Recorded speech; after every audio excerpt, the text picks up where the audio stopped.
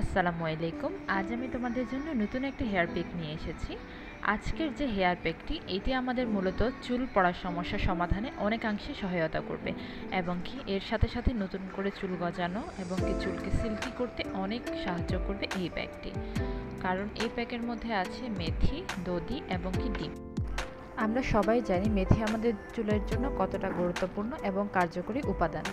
এই মেথি আমাদের চুল পড়ার সমস্যা সমাধানে অনেক ভূমিকা পালন করে।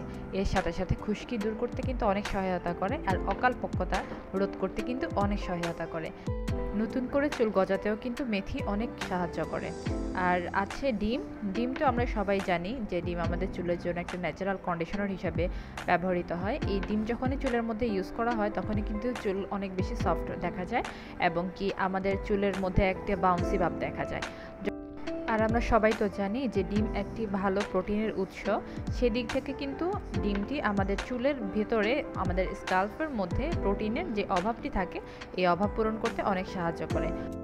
এক্ষেত্রে কিন্তু দই আর ডিম একই ভূমিকা পালন করে ধরতে গেলে, কারণ দইও কিন্তু আমাদের চুলকে অনেক বেশি সিল্কি করতে সাহায্য করে এবং কি চুলকে আমাদের অনেক মজবুত এবং ঘন করতে অনেক সাহায্য করে।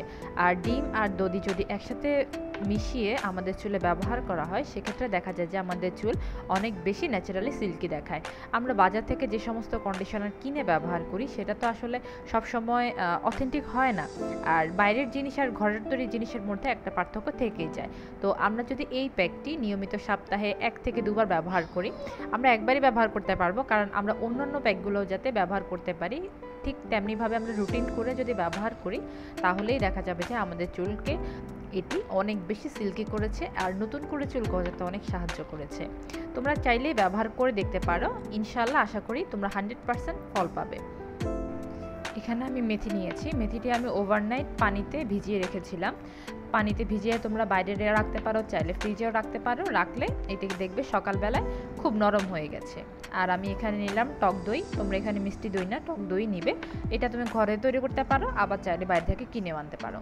আর নিলাম আমরা একটা ডিম। তো এখানে আমি একটা ব্লেন্ডারের জারের মধ্যে আমি এখানে টক দই দিয়ে দিব। আমি আবারও বলছি, এখানে পরিমাণগুলো আসলে বলা যায় না, যার যার চুল অনুযায়ী পরিমাণটা ঠিক করতে হয়। কারণ চুল কারো লম্বা হতে পারে, ছোট হতে পারে, ঘন হতে পারে, পাতলা হতে পারে, এটা ডিপেন্ড করবে যার যার চুলের অনুপাত অনুযায়ী। তো আমি এখানে আনুমানিক 3 টেবিল চামচের মতো নিয়েছি দই। আর এখানে যে দেখছো মেথিগুলোকে আমি পানি থেকে আলাদা করে তারপর এখানে দিয়ে দিব।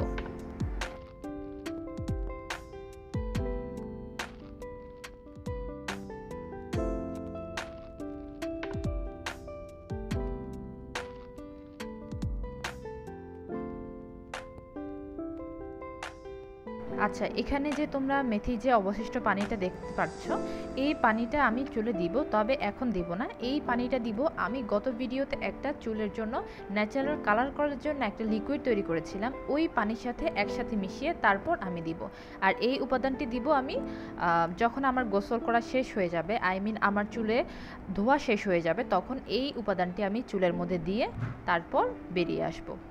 আর এখানে দেখতে পাচ্ছ আমি একটি ডিম ভালো করে দিয়ে দিলাম। অনেকে আছে যে চুলে হয়তো কুসুম দেয়, আবার দেখা যায় যে অনেকে ডিমের সাদা অংশটা দেয়, কিন্তু আমি মনে করি মানে দুটোরই কিন্তু গুণাগুণ আছে, সো আমি দুটোই দিই। এই যে আমি এখানে ব্লেন্ড করে নিলাম। ব্লেন্ড করার পর এখানে এই থিকনেসটা হলো, এই যে ঠিক এই রকমের একটা থিকনেস হবে।